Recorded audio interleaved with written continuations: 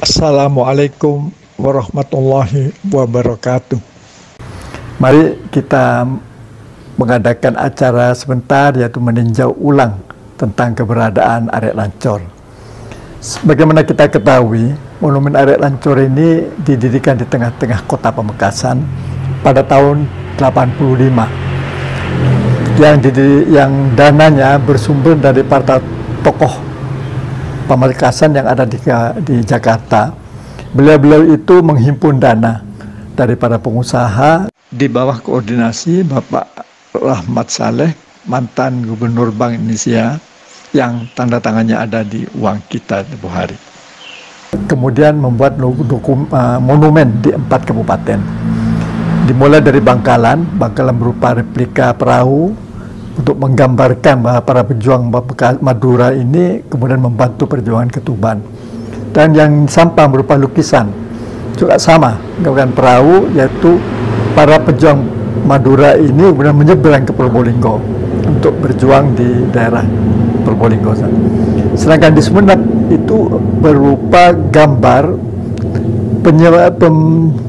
penyebaran bantuan melalui pesawat udara yang pilotnya adalah Halim Perdana Kusuma.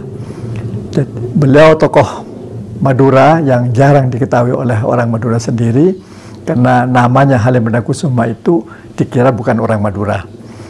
Khusus untuk Pamekasan, didirikanlah monumen Arek Lancor ini.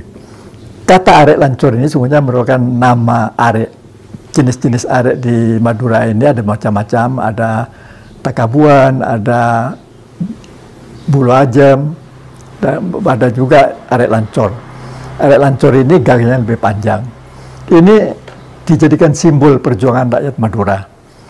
Yang mendirikan ini Mas Ersat Proto Amidarmu, putra Pak Proto Amidarmu, seorang tokoh pendidikan dan tokoh keagamaan di Pamekasan. Tinggi bangunan ini 25 meter, yang paling tinggi itu. Kemudian di bawahnya ada selang 1 meter 1 meter. Dibangun di dalam itu beton yang kemudian dibungkus dengan baja, dengan stainless itu, yang diharapkan bisa bertahan lama. Mengapa? Dan ini didirikan tepat di pusat persimpangan jalan. Jadi Pamekasan ini memiliki jalan yang disebut dengan Simpang 6. Jarang di Indonesia ini kota yang memiliki jalan yang bersimpang 6 ini. Simpang 5 ada, yang terkenal itu di Semarang, di Banyuwangi, dan tempat lain. Tapi simpang 6 sangat jarang. Pamekasan memiliki itu. Di tengah-tengah persimpangan ini didirikan monumen ini. Untuk apa? Untuk memperingati peristiwa besar. Ketika Belanda mau masuk lagi ke Indonesia, rakyat di mana-mana mengadakan perlawanan. Khususnya di Pamekasan dan di Madura pada umumnya, tapi di Pamekasan ini terjadi peristiwa yang sangat heroik. Subuh, para pejuang kita sudah menyerang pasukan Belanda yang ada di pusat kota. Mereka bersenjatakan apa adanya. Ada yang tombak, pedang, keris, dan juga yang menarik, telur ayam.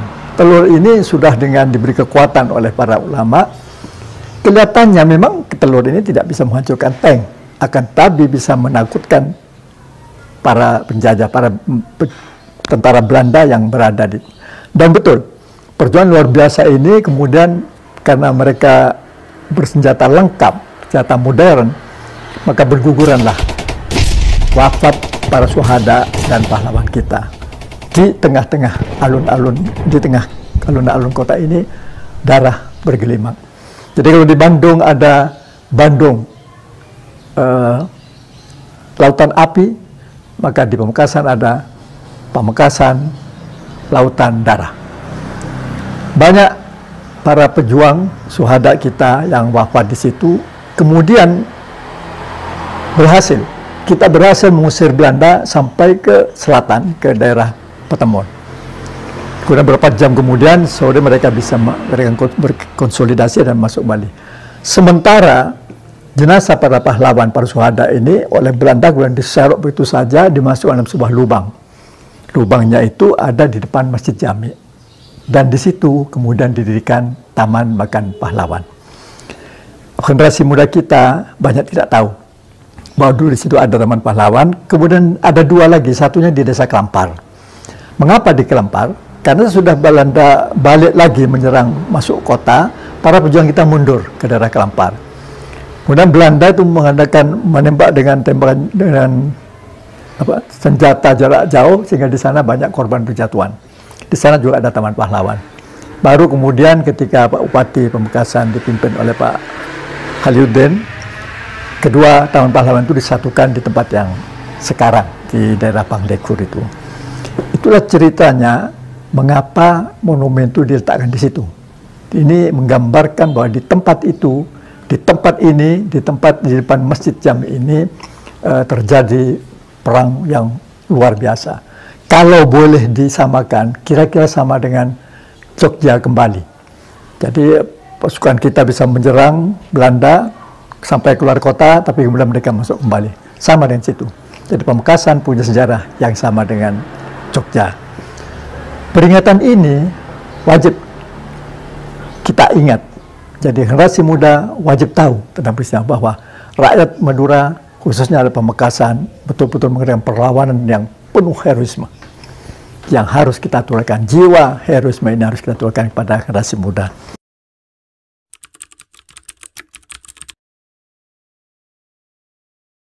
Yang lama, yang sudah ada lama itu adalah masjid. Jadi Masjid Agung Aswada sekarang ini lama berdirinya, didirikan oleh Raja Ronggo Sukowati. Kemudian mengalami beberapa kali, lebih dari 3 kali renovasi, hujan seperti sekarang. Dulu di sebelah selatan dari Masjid Jami itu yang menghadap ke utara ada kantor pos besar di situ.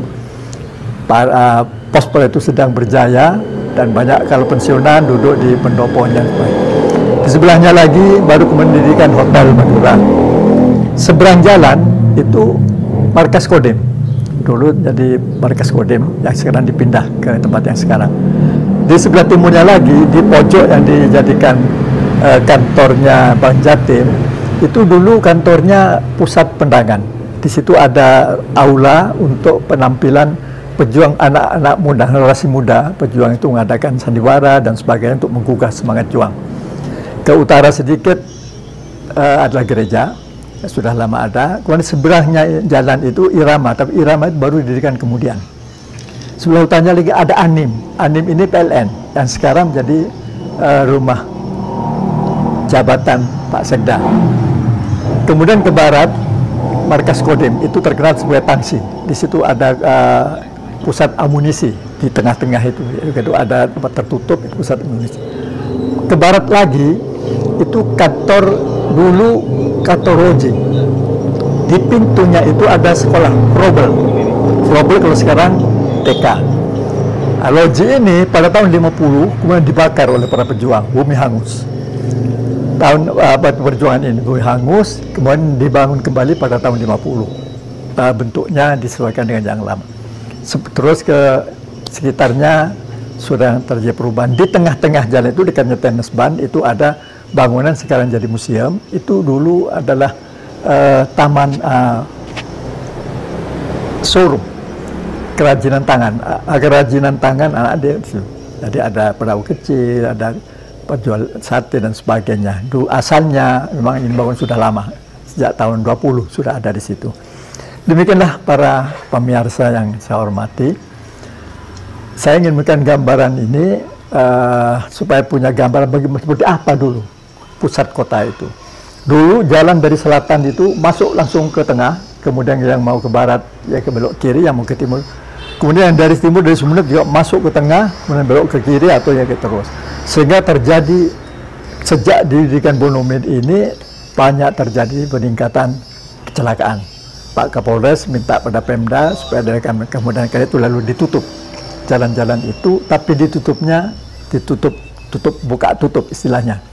Ketika diperlukan, seperti misalnya kalau ada kunjungan presiden, karena presiden itu jalan tidak boleh bolak-balik seperti itu, belok-belok, jadi harus itu dibuka.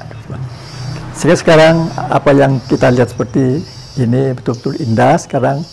Dan mudah-mudahan indahnya alun-alun ini menggambarkan betapa indahnya masyarakat Pamekasan. Senyampang kita sebentar lagi akan meringati hari jadi Pamekasan, izinkan saya, baik atas nama pribadi maupun atas nama pimpinan institusi, menyampaikan ucapan selamat hari jadi ke-490. Semoga Pamekasan menjadi Pamekasan yang hebat, Pamekasan yang raca, pecera, dan parcuka. Mudah-mudahan Allah berikan ridhonya dan mudah-mudahan Pamekasan itu menjadi Pamekasan yang hebat. Billahi taufiq wal hidayah. Assalamualaikum warahmatullahi wabarakatuh.